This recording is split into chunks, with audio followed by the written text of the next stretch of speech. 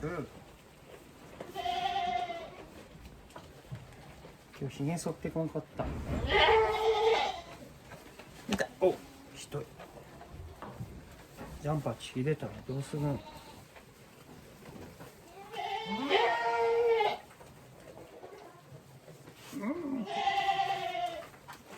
痛い痛い痛い。ひどいな。花さん。花ちゃん。痛い。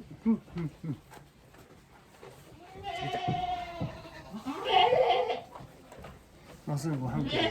ね。もうすぐ来るよ。もうすぐ。もうすぐ。ちょっと待って。もうちょっとや。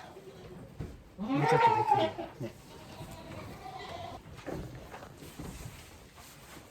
もうすぐで来るぞ。ね。現地来るよ。もうちょっと待って。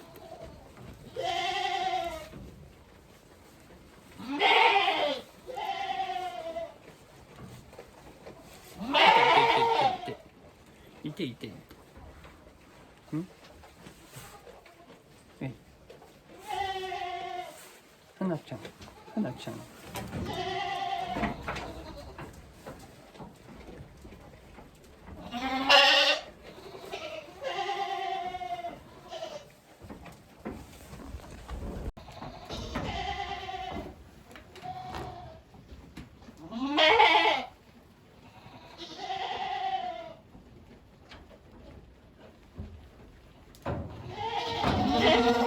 来たよ。